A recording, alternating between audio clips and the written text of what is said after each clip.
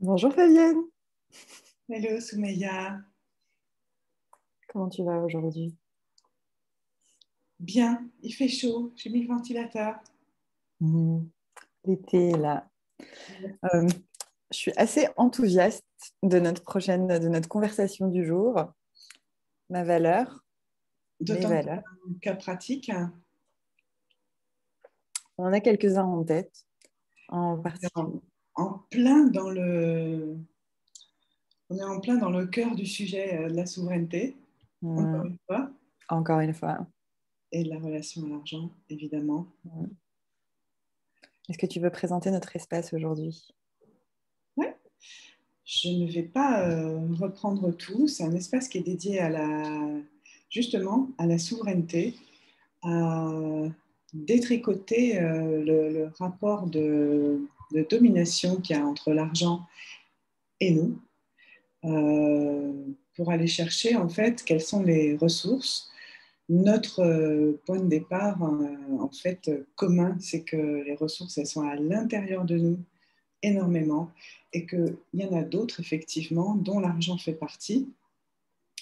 Et à partir du moment où on regarde l'argent de cette façon-là, à partir de notre souveraineté, en fait, il y a beaucoup de choses qui peuvent évoluer, changer, bouger et pivoter, parce que j'aime bien ça, pivot ou switch.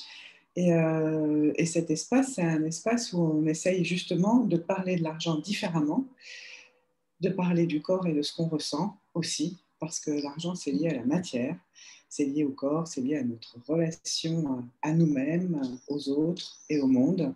Ça manifeste nos besoins et alors là, c'est là qu'on arrive dans la question de la valeur.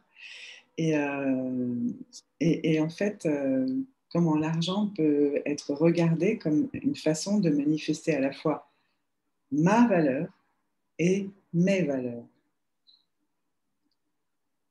Introduction parfaite. Donc par quoi tu... Non, je vais commencer par les implications. Quelles sont pour toi les implications de cette notion de la valeur et des valeurs dans notre rapport à l'argent? Eh bien, je trouve je trouve que c'est une notion qui est beaucoup oubliée, la question de la valeur, au profit de la question du prix. Et le prix, je le vois comme une espèce d'exercice extrêmement abstrait, où il y a un prix qui est fixé, et il n'y a plus qu'à dire, enfin d'abord c'est quelque chose d'extrêmement quantitatif, euh, qui ressemble à quelque chose d'immuable, un petit peu moins dans d'autres traditions culturelles, mais c'est quelque chose qui est fixé et il ne reste plus à dire quand je vois un prix que bah, je peux ou je ne peux pas. Et même, il y a une dérive qui va jusqu'à dire, si j'obtiens ce truc moins cher, en fait, le plaisir de l'avoir obtenu moins cher peut être suffisant et dispenser d'aller regarder quelle valeur j'accorde à ce que je suis en train d'acheter ou d'acquérir ou de vendre. Hmm. C'est-à-dire que si on s'occupe que de la question du prix, on reste dans quelque chose qui est abstrait, alors que de s'occuper de la question de la valeur, ça me demande de m'occuper de moi et de ce que je veux, ou bien de ce que je vaux, ou de la valeur que la personne que j'ai en face de moi accorde à ce que je propose. Et donc là, on rentre dans un univers qui est beaucoup plus qualitatif et beaucoup plus concret, parce que la valeur de quelque chose que je désire, elle est euh, totalement personnelle, elle est liée à plein de choses, enfin, elle est liée à mon expérience, elle est liée à ce que, ben, voilà, profondément ce que je désire. Par exemple, pour un prix donné, c'est-à-dire 1 000 euros, moi, enfin, mon fils va probablement avoir très envie d'acheter, décidément, mon fils, Ton d'acheter iPhone. je sais pas, oui, ou une télévision à écran plat et dire que décidément, elle est vraiment pas très chère, celle-là. Et moi, je m'en fous complètement, j'en ai pas envie. Et ma voisine va avoir envie je ne sais pas, peut-être de s'acheter des cours de cuisine, une formation de cuisine. Et moi, je vais avoir envie de faire un week-end à Amsterdam. Et puis, X, Y, Z, plein de gens vont avoir une façon différente de regarder ce prix Ouais. de 1 000 euros. Et en fait, on se focalise sur le prix jusqu'à oublier. Typiquement, je connais des gens, hein, j'ai des exemples de gens qui vont dire bon, c'est vrai, il n'est pas super, super bien pour moi, il ne me va pas tout à fait, c'est pas la bonne taille, c'est pas la couleur que je voulais, etc. Ce t-shirt, ce pull, cette jupe, peu importe. Mais c'est pas Le cher. mec. Pardon, je pensais au mec. Mais c'est pas cher. Et si c'est pas cher, du coup, au moins, j'ai l'impression d'être maligne. Hmm. J'ai l'impression de ci, de ça, Devrait gagner quelque chose. parce que j'ai gagné quelque chose. Et donc, ça introduit une espèce de twist qui fait que c'est le prix que ça coûte qui devient le truc important et pas la satisfaction de mon désir. Hmm. Et c'est pareil, ce qu'on projette en tant que vendeur, pour le coup, sur ce que veut l'autre. Si on rentre dans le jeu de bah ouais, mais tu peux pas me le faire un petit peu moins cher, ça induit un comportement très très différent de si on dit oui, mais ok, qu'est-ce que tu veux et quelle valeur tu accordes à ce que tu veux. Mhm. Voilà, en fait, c'est un petit peu ça, c'est aller regarder, mettre le focus, pas sur le prix, mais sur la valeur que tu accordes à ce que tu achètes, à ce que tu consommes. C'est un vrai pivot. Parce que ça remet notre sentir au Ouais. centre de la conversation. C'est-à-dire que les expériences qu'on génère ou qu'on paye, que cet argent est un outil au service d'expériences qui nous font nous sentir bien ou qui créent quelque chose. Et on n'a pas appris ça comme ça. On a appris à plier notre corps pour le mettre au service de l'argent, pour faire de l'argent. Parce que notre survie en dépendait. Alors que le paradigme est complètement inverse. Celui que tu proposes, c'est un changement complet dans notre perception du monde, mais aussi de notre valeur, de notre valeur intrinsèque. Parce que ça nous amène à considérer aussi, enfin, c'est presque identitaire en fait. Ouais. Puis là, il y a la question de ma valeur, qui est identitaire, mais il y a aussi la question de mes valeurs. C'est-à-dire Mm. si j'achète quelque chose en actionnant cette conscience-là, Mhm. ben, je vais préférer acheter quelque chose, moi, aujourd'hui, et c'est ce que je propose aux gens qui viennent vers moi, je vais préférer acheter quelque chose qui porte mes valeurs. Parce qu'avec ça, en fait, c'est comme si je votais avec mon porte-monnaie. Mhm. Quand je prête davantage, plus je prête attention à cette consommation différente, d'activer mes valeurs, Ouais. plus je, enfin, plus L'impact. j'expérimente, en fait, d'abord, plus j'impacte le monde, mais plus j'expérimente que mes valeurs sont importantes. Mm. J'ai un exemple qui est tout petit, mais ça fait assez longtemps que j'achète en vrac. Et puis, petit à petit, nous devons être nombreux à acheter en vrac et à porter cette valeur-là de il y en a marre de ces emballages, etc., etc. Maintenant, il y a des supermarchés qui ont des rayons de vrac. C'est une façon de voter avec le porte-monnaie, à un endroit où on est multi-écouté, parce que le consommateur est très, très, très finement observé dans ses tendances, etc., etc. En fait, c'est l'endroit où on devient créateur. Parce que c'est Ouais, vraiment, il y a une posture passive de consommation où tu consommes ce qu'on te propose et tu es au service de l'offre.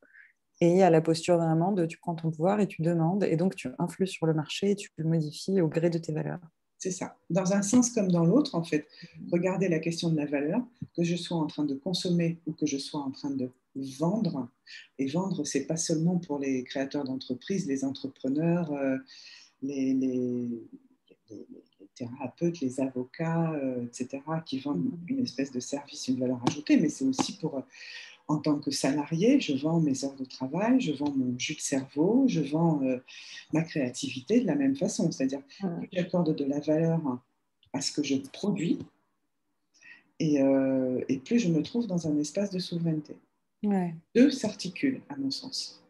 Mm.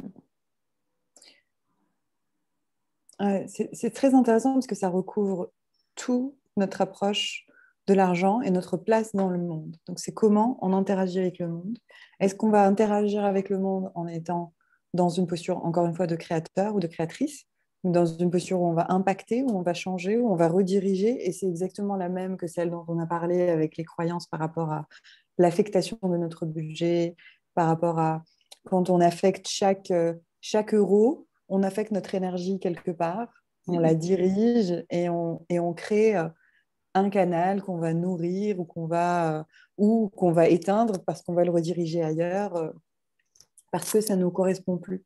C'est vraiment une posture puissante et on revient encore au concept de la souveraineté parce que c'est une posture qui nous amène au choix et vraiment la puissance de nos choix. Et, euh, et donc, euh, j'ai envie que tu nous racontes la petite histoire sur la valeur justement Ah de oui, la petite histoire de qu'est-ce que ça implique en fait d'être souveraine sur moi, je fixe la valeur et de qui je suis en fait et de ce que j'apporte au monde plutôt que l'inverse. ouais. C'est comme ça, je propose qu'on regarde d'abord cette question de ma valeur, puis ensuite on Mhm. regardera mes valeurs, et ensuite du coup on Mhm. pourra jouer avec cette question de ma D'accord. valeur, des valeurs. La petite histoire, c'est une histoire qui raconte que ma valeur est perçue par certaines personnes. Et donc c'est un papa qui explique à sa fille qu'il ne faut jamais rester dans un endroit où personne ne voit ta valeur. Il dit un jour à sa fille, tu as obtenu un diplôme avec des honneurs. Voici une voiture que j'ai achetée il y a de nombreuses années. Elle est vieille maintenant, mais avant de te la donner, j'aimerais que tu l'apportes au concessionnaire de voitures d'occasion du centre-ville et que tu leur dises que je veux la vendre. Comme ça, on va voir combien ils nous en proposent. La fille va donc chez le concessionnaire, puis elle revient chez son père et elle dit, ils m'en ont offert 1 000 $ parce qu'elle a l'air assez usée. Le père dit maintenant, apporte-la au prêteur sur gage. Elle y va, elle revient, et elle dit, le prêteur sur gage n'a offert que 100 $ parce que c'est une très vieille voiture. Le père demande alors à sa fille d'aller dans un club automobile et de leur montrer la voiture.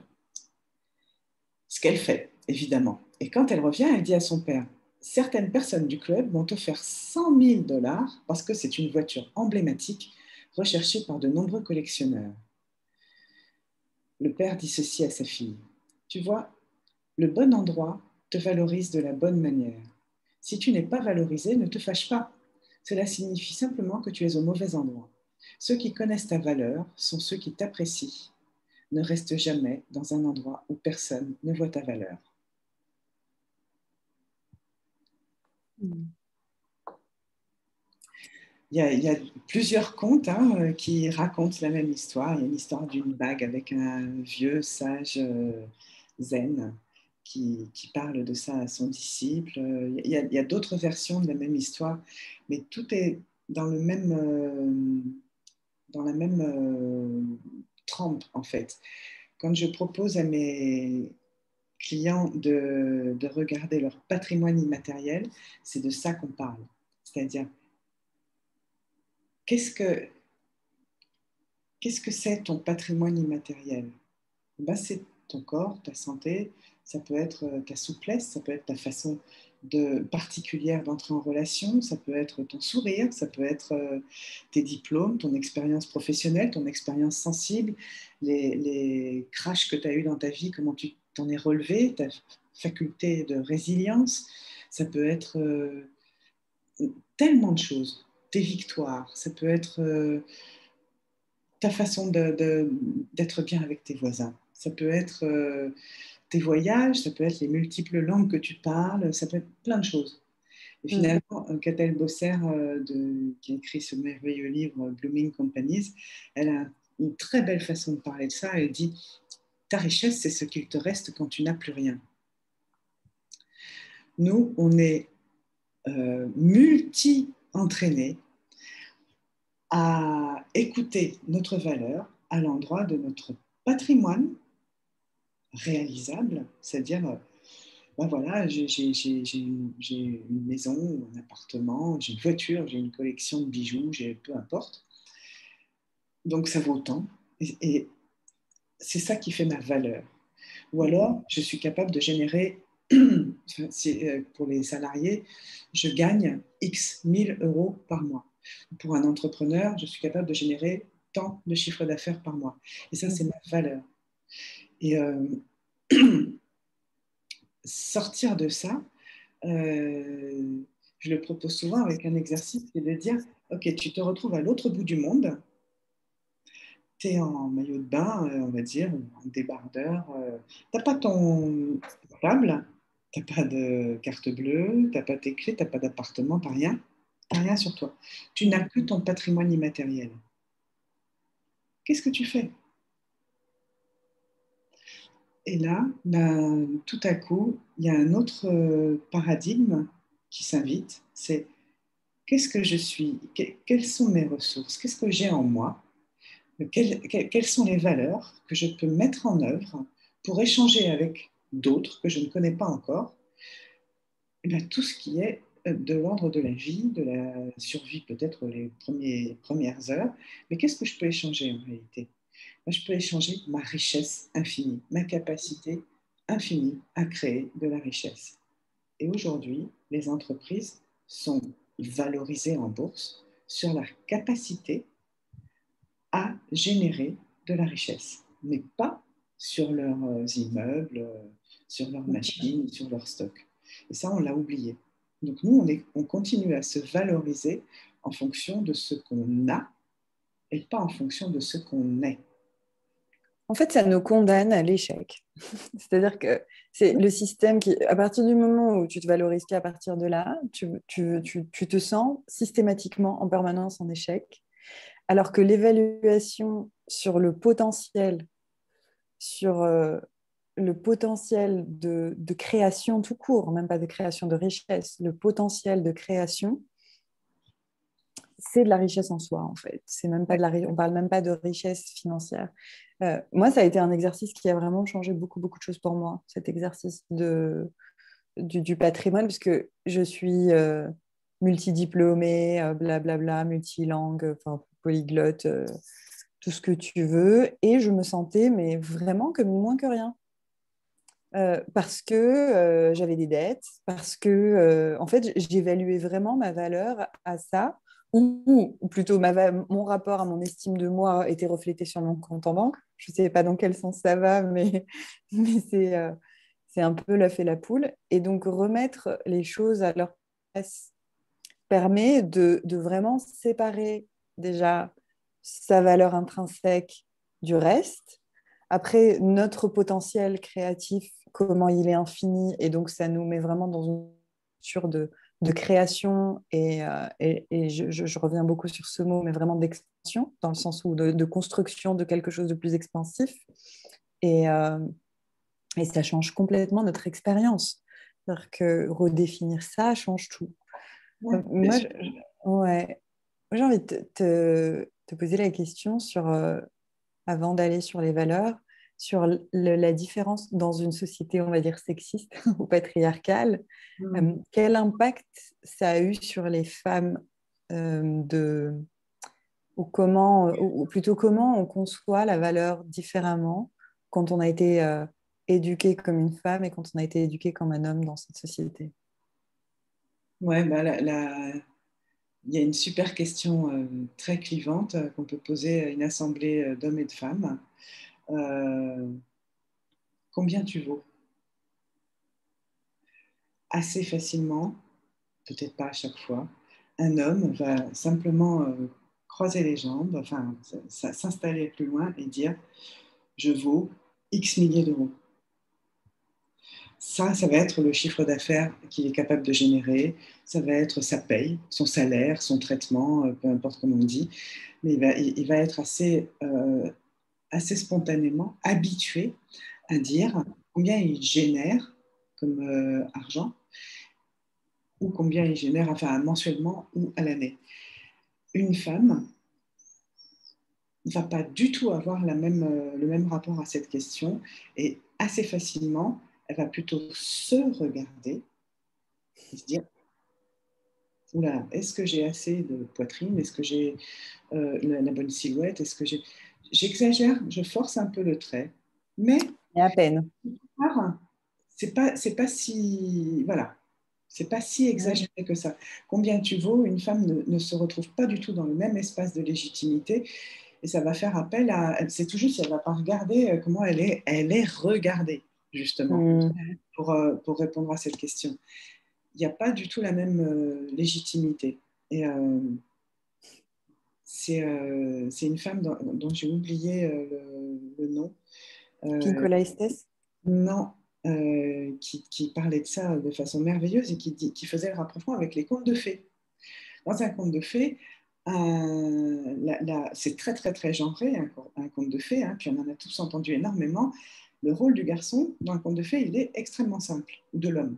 C'est j'utilise mes forces, mes ressources, mes talents, d'une façon générale, pour aller terrasser un dragon, chercher un trésor, le rapporter et obtenir une récompense. Donc ça dessine déjà en fait le truc. Je suis douée pour faire telle ou telle chose et je peux tirer ma valeur de ça. Mhm. Une femme dans un conte de fées, une jeune fille, son rôle, il est juste d'être là et éventuellement d'être la récompense. Il est très très rare que dans un conte de fées, une femme ait des compétences à mettre en œuvre pour gagner quoi que ce soit. Mhm. Nouveau conte de fées, oui, mais moi je parle de Belle au bois dormant, Blanche-Neige, etc., les contes de Perrault et autres, la place de la femme n'est pas du tout dans le fait d'aller conquérir quelque chose, chercher une récompense, etc. Dans le meilleur des cas, elle va être elle-même la récompense. C'est son corps, son être qui est la, la, la transaction, on va dire. Ce qui n'induit pas du tout la même façon d'être au monde. Et même si les contes de fées, bon, c'est des petites choses qu'on entend dans notre enfance, etc., il y a quand même quelque chose d'archétypal qui est assez profond et qui induit un comportement différent entre les femmes et les hommes sur ma valeur. Mhm. Puis c'est le pouvoir des histoires qu'on raconte. Enfin, ce que dit Carl Jung, c'est quand même que le conte, c'est le reflet de notre inconscient collectif. Ouais, c'est Et, ça. et c'est ce que dit Pinkola Estes d'ailleurs aussi, parce que les histoires et la façon dont on raconte les histoires vont soit nous donner, surtout à part quand on est petit, au moment où nos caractères se forgent, c'est l'archétype qu'on va incarner, qu'on va vraiment porter dans le corps. Ouais, c'est du Et quand structural. on a et donc, c'est est-ce que tu es dans une position de pouvoir sur ta vie, sur tes choix, etc., ou dans une position de victime et de passivité, ou dans une position où tu es le prix à gagner, c'est aussi hérité comme étant la limite des expériences, du champ d'expérience possible pour ton identité ou l'identité qui t'est associée. Et c'est pour ça que c'est un peu, d'après moi en tout cas, sur la question du genre, etc., toutes les redéfinitions, c'est comme réécrire cette histoire et redéfinir le champ des expériences possibles. Et que c'est vraiment une opportunité aussi de vivre dans l'ère dans laquelle on est, puisqu'on peut écrire cette histoire en s'appropriant des archétypes, comme par exemple en travaillant avec Jung, l'archétype de la reine, l'archétype de la chasseuse, etc., où on reprend le pouvoir dans des endroits où c'était complètement dans l'ombre, où la femme était identifiée, par exemple, qu'à l'archétype de la mère, d'une façon tellement forte avec tout le reste dans l'ombre que même l'archétype de la mère devient violent à vivre, quoi, parce qu'on n'a pas le full scope de l'expérience du féminin. Et que l'expérience du féminin, c'est à la fois celle de je suis reine dans mon royaume, je suis la chasseuse parce que quand j'ai un objectif, je peux aussi avoir cette énergie d'action, je fixe un point et j'y vais. L'archétype de la séductrice, de l'amoureuse, de vraiment la créative, de tout ce jus, de la femme dans sa pleine sexualité aussi. Et tous ces archétypes qu'on voit, qu'on a mal perçus, qu'on a mis dans l'ombre, où on se met à valoriser La deux déesse. archétypes. Ouais. La déesse mère, et ce que dit Jung, c'est qu'il y a deux archétypes survalorisés, c'est celui de la jeune fille et de la jeune fille et de la mère. Et la mère. Donc, on passe de la jeune fille qui est vraiment celle qu'on perçoit dans les contes de fées, qui est objet de désir, objet de convoitise, objet, qui n'est pas sujet, elle est vraiment objet, à celui de la mère qui est au service d'eux, qui soigne et qui fait le travail gratuit. L'archétype de la mère tel qu'on le perçoit, la mère qui n'a pas intégré l'archétype de la reine, la mère qui n'est pas pleine de tous les autres, toute la mosaïque de ce qu'est l'archétype du féminin au complet, la déesse mère, etc. Elle est en manque déjà parce qu'elle n'a pas intégré la déesse mère. Elle ressent le manque. Et là, on arrive à vraiment ce que tu disais, quand les reines, c'est elle qui définit sa propre valeur. Ouais. Elle est vraiment aux commandes. On est très formaté par ça. Ce que c'est que l'archétype est à l'âme humaine, ce que l'instinct est au corps. On ne peut pas s'empêcher d'aller vers, en fait. Et les archétypes manquants, parce qu'il y a les grands archétypes dominants, comme tu le dis, c'est la mère et la jeune fille. En gros, c'est la Vierge Marie pour la chrétienté, en tout cas pour notre espace judéo-chrétien. La Vierge Marie est très importante. Et c'est que tu le relèves très bien, ce travail de la mère dans la quasi-totalité des sociétés n'est pas un travail qui est rémunéré. Or, notre société ne valorise que ce qui est rémunéré. Aujourd'hui, un pays est valorisé dans c'est le PIB. Le PIB, c'est le produit intérieur brut, c'est la somme des transactions qui sont faites. C'est-à-dire, en fait, le travail. C'est notre jauge. Le travail fait, c'est notre jauge. C'est l'argent qui matérialise la richesse d'un pays. Le travail féminin n'en fait pas partie. Le travail immense, c'est considérable, c'est prodigieux le travail qui est fait dans les associations par des bénévoles. C'est je sais pas, c'est des centaines de milliers d'heures de production. Ça ne rentre pas en considération. Il y a des tas de choses. Une catastrophe, par exemple, dans un pays, augmente le PIB. C'est-à-dire, en fait, quand on ne regarde que la question des transactions, c'est-à-dire là où il y a de l'échange de monnaie, le PIB monte au fur et à mesure qu'il y a des dépenses qui sont faites. Mais pas du tout si ça devient plus vertueux. C'est toujours ce truc. La valeur, en fait, est décorrélée de la question de l'argent. On ne regarde pas. Mais l'argent nous montre là où on met de la valeur dans ce système. Voilà. Et c'est ça le pivot qui est à faire. Oui, d'accord.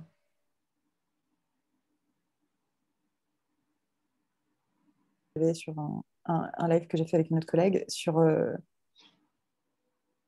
été domestiqué. C'est-à-dire que notre fonction de femme pendant des millénaires était réduite au champ du domestique. Ouais. A fait que l'humanité a travaillé gratuitement, parce que le domestique, c'était quand même un travail.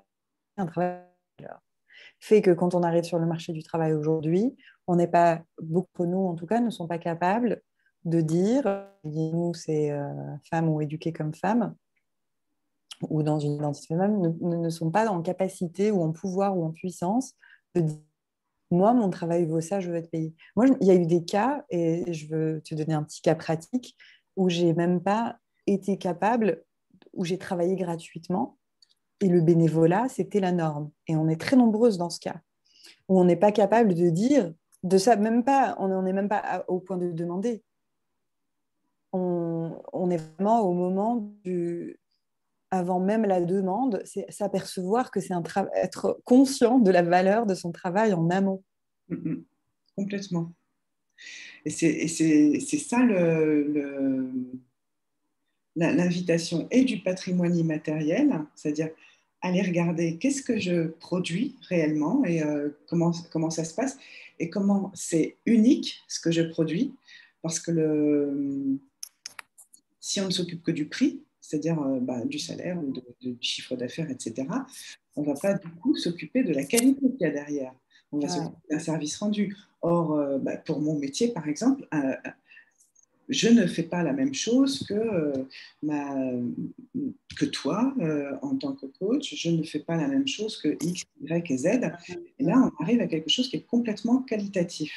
Donc, l'invitation, quand on parle de ma valeur, c'est vraiment d'aller regarder qu'est-ce qui m'est personnel, quelle est ma façon totalement unique d'offrir un certain type de richesse au monde. Là, on entre dans du subjectif et du coup, pour moi, j'entre dans une vraie discussion qui est au service des personnes avec lesquelles je veux travailler. Je ne suis plus en train de dire, tu as X pages de documents, machin, tu as X heures, tu as donc un prix à l'heure. Je ne suis pas en train de regarder mon tarif journalier. Je ne suis pas en train de calculer le nombre je ne sais pas moi, d'ateliers, d'heures de présence, etc.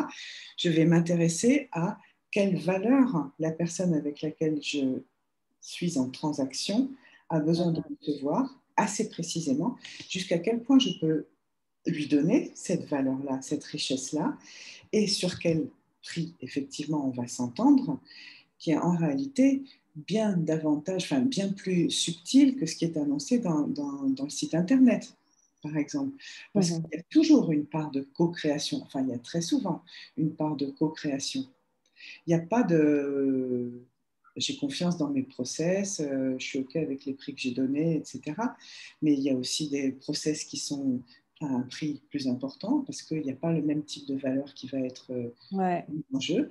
Et puis, il y a aussi d'autres choses qui vont être moins à un prix inférieur parce que ce n'est pas la même valeur qui est attendue, ce n'est pas les mêmes biais, ce n'est pas les mêmes temps, ce n'est pas la même... Enfin, voilà. Et en fait, là, on passe dans quelque chose de subjectif. Du coup, le prix, ça devient l'endroit où on s'accorde pour la transaction qui est vertueuse de chaque côté.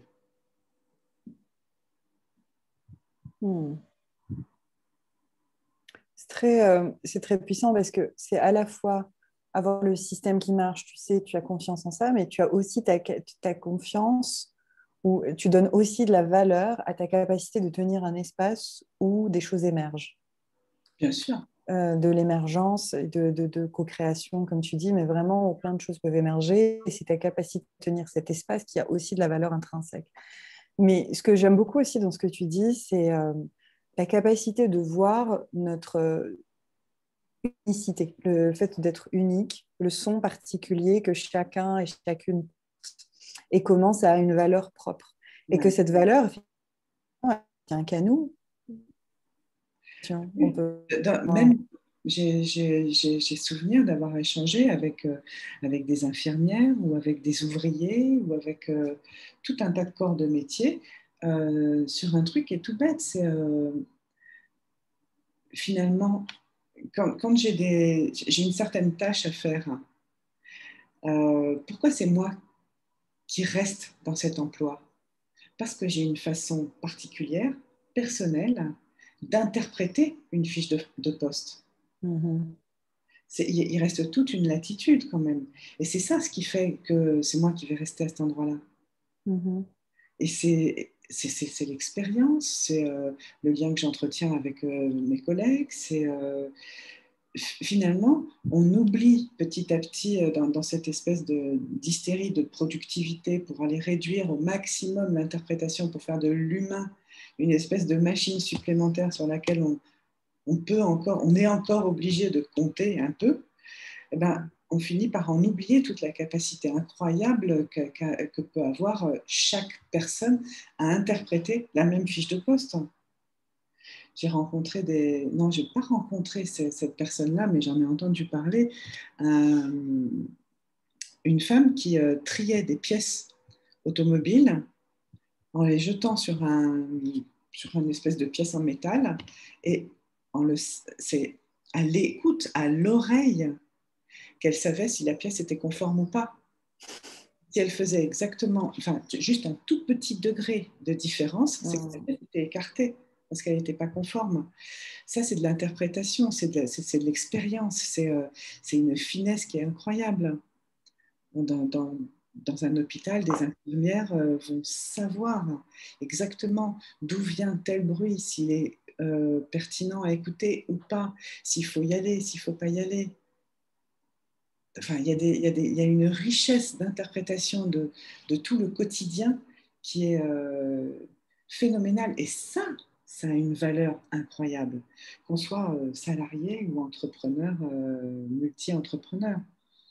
Et on se cache, on oublie cette valeur au profit d'un salaire qui, effectivement, d'un ouvrier à l'autre va être le même, d'un entrepreneur à un autre va être un peu le même, etc. On oublie ça parce qu'on se cache derrière des prix. On se cache derrière des prix. Alors, l'argent est un merveilleux... Cache misère? cache plein de choses. Cache plein de choses. Comment tu articules ça avec les valeurs? Donc, se donner une propre valeur, être raccord avec ses valeurs. Eh bien, je propose un exercice, en fait, qui est en tout début du process d'accompagnement, dont on a parlé il y a un ou deux Money Talk, c'est de faire un tableau de pilotage, ce que j'appelle un tableau de pilotage, c'est-à-dire d'aller faire un énorme zoom, énorme, sur chaque centime qu'on dépense. Et de regarder ce qui se passe en moi à chaque fois que je consomme, que je dépense, que j'investis, que j'achète, que peu importe quel nom on met derrière. Qu'est-ce qui se passe en moi? Donc d'abord, il y a qu'est-ce qui se passe en moi. Donc je note 40 centimes à la machine à café, voilà, 40 centimes alimentation ou loisirs ou peu importe. Et puis je fais comme ça, Ça en me fait, rappelle des souvenirs. toutes mes dépenses. Et le but, c'est pas de noter pour noter, c'est vraiment d'aller se connecter à qu'est-ce qui se passe à l'intérieur de moi. Puis on note ça pendant un mois. Et quand on a un mois bien rempli, je propose plusieurs grilles de lecture, dont une qui est très importante, c'est quelles sont les opérations qui sont conformes à tes valeurs. Dans quelles opérations que tu as réalisées ce mois-ci, tu reconnais tes valeurs? Qu'est-ce qui porte tes valeurs? Et ça, c'est fantastique. C'est très apprenant d'aller regarder ça, parce que par exemple, on peut se dire, j'ai rencontré un homme qui était, dont je parle assez souvent, qui était start-upper et qui venait me voir parce qu'il avait besoin de lever de l'argent auprès de clients investisseurs. Et il disait, je me sens comme un bébé auprès des investisseurs, je sais que je ne sais pas parler d'argent. Donc on a fait cet exercice-là ensemble, au bout d'un mois, c'était le deuxième rendez-vous. Et là, il s'est aperçu que les valeurs qu'il portait, son entreprise était liée à un brevet de recyclage d'un certain plastique dont je ne me souviens pas le nom. Et donc, c'était extrêmement écolo, RSS, enfin ESS, etc. etc. Et il s'est rendu compte que dans sa façon de dépenser, en fait, l'argent qui passait par ses mains, en fait, n'était pas du tout investi de ses valeurs. Donc, ça fait ce qu'on appelle une dissonance cognitive, c'est-à-dire tout l'argent qui passe par moi, finalement, est investi d'une façon qui est contraire aux valeurs que je porte. Résoudre ça pour lui, ça a suffi pour que, de son regard, le coaching soit terminé. Parce que ça lui a permis de se connecter profondément à cette question de valeur et de pouvoir parler de la valeur avec ses investisseurs. Puisqu'il a un projet à haute valeur ajoutée, eh bien, cette façon de pouvoir se connecter à ses valeurs, ça lui parlait aussi de comment il allait pouvoir justement attirer du monde dans sa valeur et dans la valeur qu'il propose dans le monde. C'est en réalité très, très, très lié. Si tout à coup, tout ce que j'investis, tout ce qui passe par moi comme argent, je l'utilise avec des valeurs qui me sont propres pour nourrir mes besoins, donc à l'écoute de moi-même, donc en prenant soin de moi, et que je prends soin du monde que je veux, que je vote pour le monde que je veux avec mon argent, je me retrouve à un endroit où finalement c'est ma valeur qui est soutenue. Mm. Et quand je soutiens ma valeur, c'est très différent d'aller regarder qu'est-ce que je propose à quelqu'un, Mm. mon client, à la personne qui est en face de moi dans une transaction. Cette dissonance cognitive, une fois qu'elle est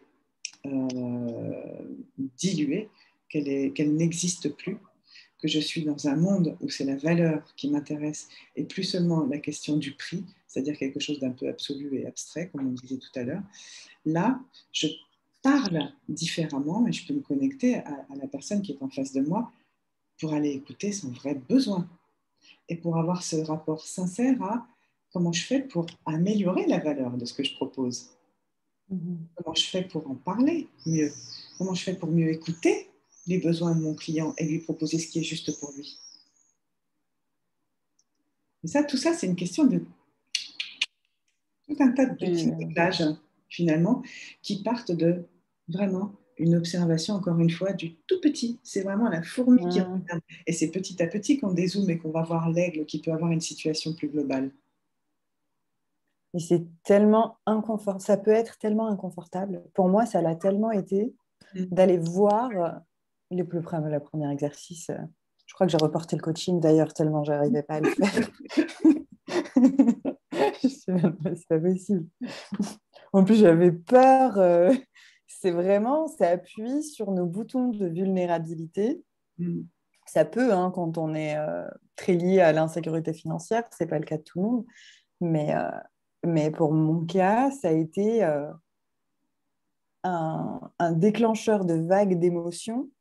Et Mm. ça dit à quel point vraiment ça touche à tout sauf à l'argent lui-même.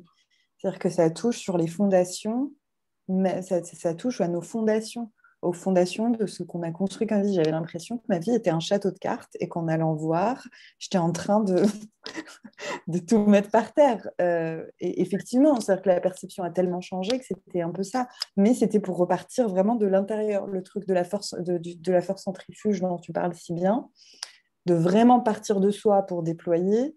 C'est pour déployer, pour faire des choix, pour honorer, s'honorer soi et tout. Ce truc de la force centrifuge, c'est hyper, hyper puissant.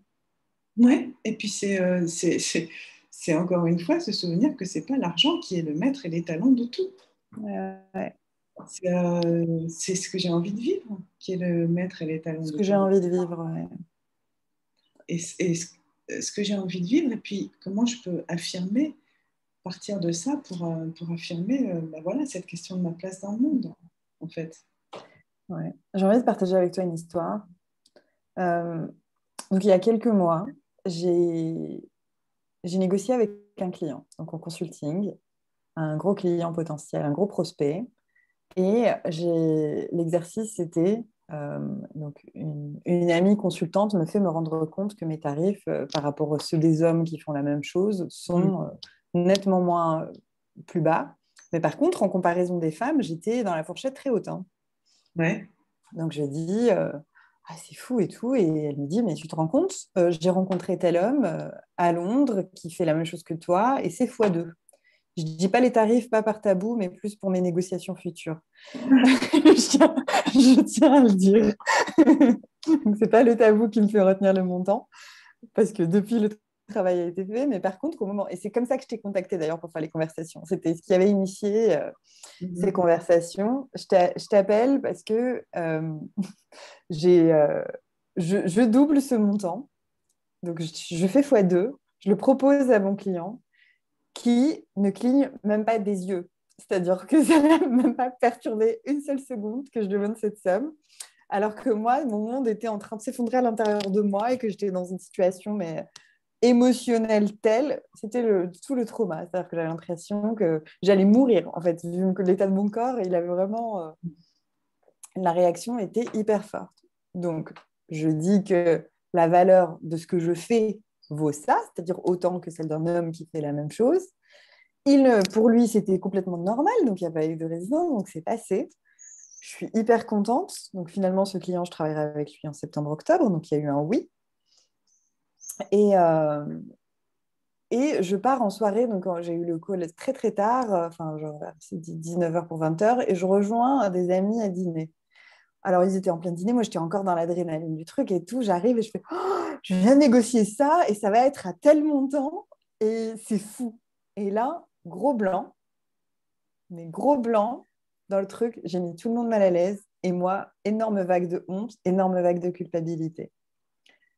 Et ma question pour toi, donc là, gros cas pratique, ma question pour toi, c'est d'où vient cette honte et cette culpabilité? Qu'est-ce qui ressort dans ces moments-là? Qu'est-ce que ça porte et d'où ça vient? Moi, j'ai pas compris. J'ai mis 3 jours à m'en remettre. J'ai pas de réponse toute faite. Ça, c'est vraiment à l'occasion d'une séance de coaching. Mais si tu veux, on peut y aller, hein. Mais, euh, ça peut être de tellement de choses. Ça peut être. Mais attends, il a accepté, mais qu'est-ce que je vais devoir lui donner? Puisque Bien je ne sûr. vaux pas ça. Énorme. Ça m'a empêché de dormir. Tu vois, mais en fait, ça peut être de tellement de choses. Donc là, moi, je dis le premier truc qui me vient. Mais évidemment, c'est pas moi qui ai pas Il y réponse. avait ça. Ouais, ouais. Parce Donc, que j'avais l'impression qu'il y avait quand même des trucs collectifs. J'avais l'impression qu'il y avait des trucs transgénérationnels parce que genre, les émotions, elles sortaient et j'étais là, mais je la connais même pas en fait. Je sais même pas à quoi c'est. J'arrivais même pas à la rattacher à quelque chose. mais Et regarde, simplement, il y a, c'est, la même. Enfin, j'entends quelque chose qui est proche de ce que pas mal de gens vivent quand on leur dit non, mais t'es super belle, qu'est-ce qui t'arrive aujourd'hui Attends, qui Tu vois, hmm. par exemple, recevoir, ça peut être un endroit où tout à coup tu te sens très exposé, très mal. Oh là là, mais oui. Tu vois, Recevoir, c'est un endroit de vulnérabilité totale. mais oui, parce qu'on est dans un monde qui dit si je reçois quelque chose, je dois donner quelque chose. Le Hmm. cadeau, c'est compliqué. Donc, je me sens Mhm. embête, hein. Qu'est-ce qu'il a accepté? S'il a accepté que ce que je lui donne, ça veut dire quoi? Ça veut dire qu'il va falloir que je donne quoi en plus, en fait. Mhm. Donc, tu vois, il y a cette histoire de transaction, de la partie cachée de la transaction. Tu te dis, bon, bah alors voilà, je lui propose ça, il va me donner ça c'est énorme, moi je ne vaux pas ça, donc qu'est-ce que je vais faire pour compenser? C'est la même chose qu'un cadeau ou qu'un. Mais même que, je ne sais pas, un homme et une femme mangent ensemble dans un restaurant, l'homme propose de payer le restaurant, la femme va dire, ah ben non, parce que sinon, qu'est-ce que je vais lui devoir, en Hmm. gros? Sinon, je vais chez lui. Non, mais non, C'est non, clair. je ne veux pas que tu me payes à manger parce que je ne veux pas coucher avec toi. Lui, de Voilà, quoi tu peut-être parles? tout de suite, hein. Tu vois, il y a une question dans le donner et le recevoir, certainement, qui est à Mhm. regarder dans la légitimité. Mais Ouais. encore une fois, c'est pas, on peut pas, je ne peux pas donner. Enfin, voilà, là, c'est déjà. Ouais, mais par contre, tu donnes déjà des outils énormes sur qu'est-ce que ça peut, qu'est-ce que ça cache, qu'est-ce que ça dit. Ouais, C'est-à-dire ouais, qu'il y a déjà quand même des choses assez systémiques là que tu viens d'aborder. C'est quand même déjà, si on me demande ce prix, qu'est-ce que je vais devoir donner? C'est-à-dire que ma valeur intrinsèque, ce que je suis capable de donner en l'état actuel, ça ne suffit pas ou ça ne suffirait pas. voilà. Et voilà, la sensation d'imposture et d'avoir menti et d'être vraiment en fraude, comme quoi genre, les compétences immatérielles dont on parlait et le potentiel n'étaient pas un potentiel suffisamment Pas créateur, quoi. suffisante. Voilà. Mais ça pourrait faire l'objet d'un prochain Money Talk. C'est les Ouais, transactions cachées. ouais, Les ouais. transactions cachées, c'est le truc merveilleux. Là, tu ressens qu'il y a quelque chose en toi qui se crispe, qui n'est pas bien, etc., dans cette Mm, transaction. Ça veut mm. dire que le donner-recevoir n'est pas Équilibré. équilibré pour toi. Tu as l'impression que tu vas Ouais. pas donner assez par rapport à ce que tu vas recevoir. Mm, Donc, et lui, visiblement, c'est pas son cas. Mais donc, il y a quelque chose à l'intérieur de toi qui est à aller regarder. Donc, ça, c'est vraiment le sujet top, top, top des transactions cachées, des mm. cadeaux, des compliments et comment on se vautre à ne pas regarder, en fait, tout un tas de choses qui sont souvent assez systémiques, mais pas uniquement. Mm. Ouais. Donc, prochaine séance, transaction cachée, moi, je suis assez pour. Hein. Donc, ça, c'est dit, bon, c'était riche. À nouveau, est-ce que tu as envie de conclure avec un message en particulier? Oui, on a déjà fait 1 heure là. je pense, Pas non? tout à fait. Alors, j'ai envie de conclure avec Ouais, quelque chose de génial. vas-y. C'est une espèce de figure. C'est-à-dire, si je considère l'argent qui passe par moi comme un flux, d'un côté, en fait, je donne ma richesse unique, ma façon d'être au monde, ma saveur, ce que moi seul suis capable de donner, et j'en reçois de l'argent en retour Hmm. ou d'autres ressources. De l'autre côté, cet argent, je l'utilise dans le monde pour manifester mes valeurs. Donc, je paye pour recevoir des objets, des services, des richesses, en fait, qui manifestent mes valeurs. D'un côté, j'impacte le monde avec ce qui m'est propre. De l'autre côté, j'impacte aussi le monde avec ce qui m'est propre. Je vote avec mon porte-monnaie. D'un côté comme de l'autre, l'argent qui passe par moi sert à manifester ma valeur ou mes valeurs. Je suis sur le chemin de cet argent, en fait.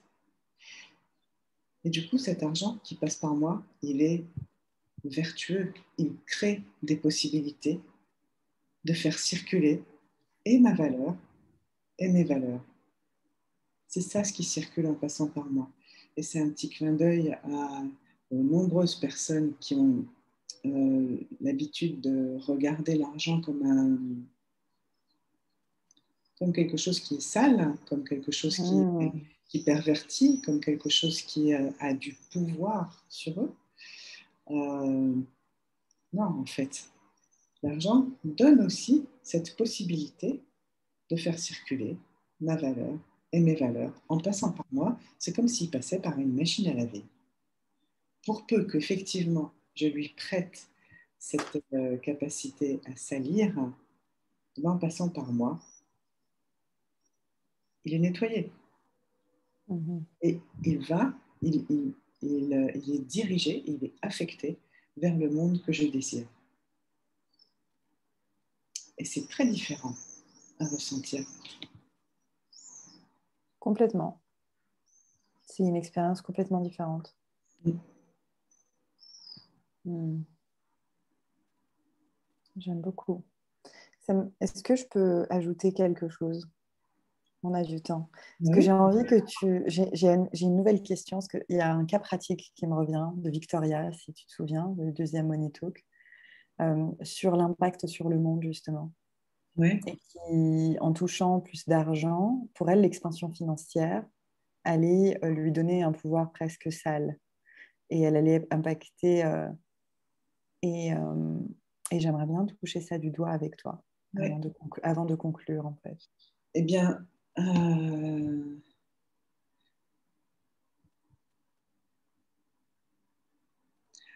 l'argent a le pouvoir qu'on lui donne. C'est à moi de décider s'il a le pouvoir de me pervertir. C'est à moi de décider ce que je fais avec l'argent. Je ne prête pas à l'argent le pouvoir de me changer, de pervertir mes choix, de me transformer en requin, en personne qui va utiliser ce pouvoir qu'on prête à l'argent pour plier X ou Y. C'est pas l'argent qui va faire de moi quelqu'un qui veut, je sais pas moi, justement, j'utilise toujours le même exemple, une villa sur la Croisette à Cannes, une voiture avec chauffeur, etc. Non, je vais continuer le jour où j'ai beaucoup d'argent à avoir la même connexion à mes désirs à moi. Je ne vais pas tout à coup me mettre à déconner complètement, quoi. L'argent n'a pas le pouvoir de me pervertir. J'entends souvent aussi des gens qui disent bah oui, mais si je gagne beaucoup d'argent, je vais me fâcher avec mes amis. Ah bon, mais l'argent aurait ce pouvoir-là de te séparer de tes amis? Mais comment? Pourquoi? Enfin, comment concrètement tu imagines que ça peut se passer? Tu vois, en fait, c'est vraiment une question de quel est le pouvoir que je donne à l'argent? Moi, Je donne à l'argent le pouvoir ben voilà, de me faciliter, comme on disait la semaine dernière, de me faciliter des expériences différentes, de faire circuler mes valeurs. Je prête ce pouvoir-là à l'argent. Et donc, plus j'aurai de l'argent, et à la limite, plus le monde sera beau. Parce Mm. que si tout à coup, je gagne suffisamment d'argent pour salarier des gens, pour avoir beaucoup plus de prestataires de services, pour faire en sorte que l'école de l'argent grandisse, ma foi, ça va pas être pour faire un monde pourri, quoi. Ça va être au contraire pour permettre à davantage de gens de faire circuler des valeurs qui leur plaisent à eux. Mhm. Tu vois, c'est, c'est encore une fois, c'est l'argent dominant qui nous fait voir ça comme ça. C'est pas l'argent ressource. Mhm. Donc non, moi je ne rêve que de monnaie coacher des entrepreneurs, des salariés, des coachs, des thérapeutes, des accompagnants divers et variés pour qu'ils développent au maximum leur impact sur le monde, pour qu'ils manifestent au maximum leurs valeurs, pour que l'argent change de camp et qu'on Mm. voit cette idée de l'argent qui est néfaste. C'est pas l'argent qui est néfaste, c'est la façon qu'on a de s'en servir, c'est ce qu'on projette sur l'argent qui est néfaste. Ouais, ouais, c'est ça. J'ai hâte de voir quand l'argent changera de camp et qu'on Oui, mettra ça. moi aussi. Ouais, et C'est que ça plus du travail. sera. Et que les entrepreneurs, les créateurs, les créatifs, tous ces gens apprendront à récupérer aussi ce pouvoir-là, à le mettre à leur service. Je pense que ça changera aussi le monde qui nous entoure, quoi. Les artistes, mais il y a Mhm. tellement de gens qui sont vraiment dirigés, c'est-à-dire toutes portes ouvertes vers un monde différent et qui s'empêchent de gagner de l'argent parce que l'argent signe des transactions qu'ils ne valident pas. Mhm. Justement, il Mais faut. ça ne nous regarde pas, c'est presque, ben là encore, c'est un espace de souveraineté à récupérer. C'est ça. Et que c'est pas parce que ça a fonctionné comme ça jusqu'à un certain temps ou dans certains endroits ou que le système a nourri ça plutôt que ça, etc., qu'on est censé reproduire. Et on a vraiment la main dans la redirection et l'affectation, et on revient encore une fois aux espaces de choix à récupérer et que tout seul, déjà, enfin, pour moi, ça aurait été impossible. Les angles morts étaient, Ils c'est pour sont. ça aussi que c'est important de se faire aider, que c'est vraiment un travail.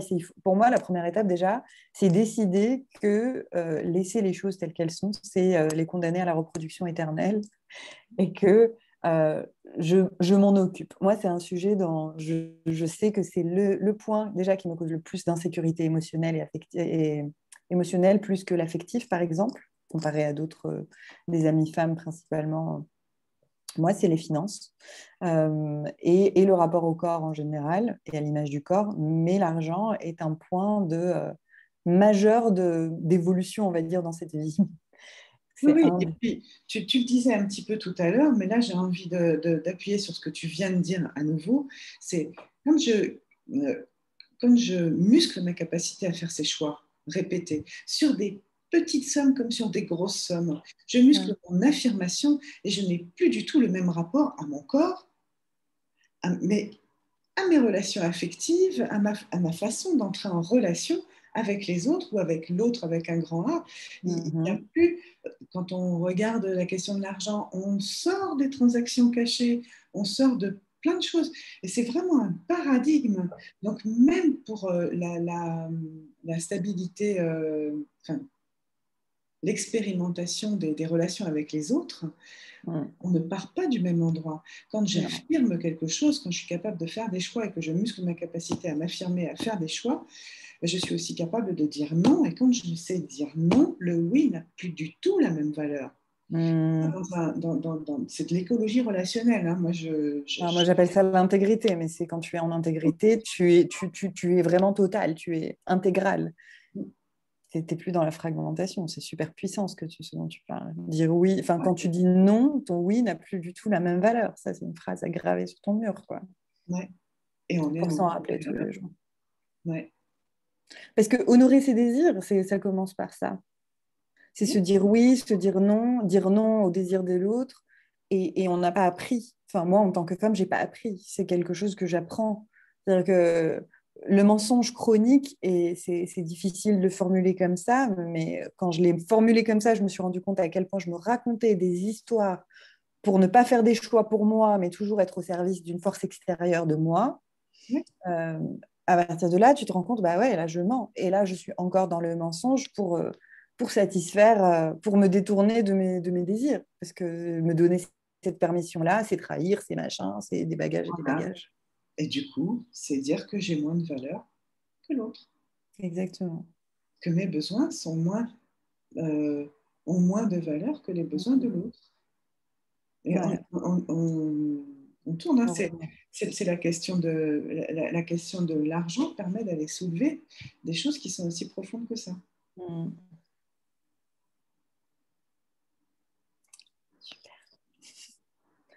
Merci Fabienne. Est-ce que tu veux Si. conclure sur la Oh conclusion? non, non, on répond aux questions, hein, voilà. Mettez des questions, mettez des commentaires, abonnez-vous à la À chaîne la YouTube, chaîne YouTube. aimez la page Facebook. Voilà, nous, on va répondre aux questions. Plus il y en a, mieux ce sera. Et puis surtout, on pourra revenir sur des sujets que vous avez aimés, mais que vous n'avez pas suffisamment, enfin, qu'on n'a pas suffisamment exploré. On peut Mm. faire les prochains sujets à partir de vos commentaires. On attend des cas pratiques, en plus de ceux qu'on peut avoir nous-mêmes. Mais voilà, n'hésitez pas à On est commenter. preneuse. Mm. Magique. Merci pour ce moment. Merci à tous et à Léa, toutes de nous suivre et à très très bientôt, enfin la semaine prochaine. à la semaine prochaine. À très vite.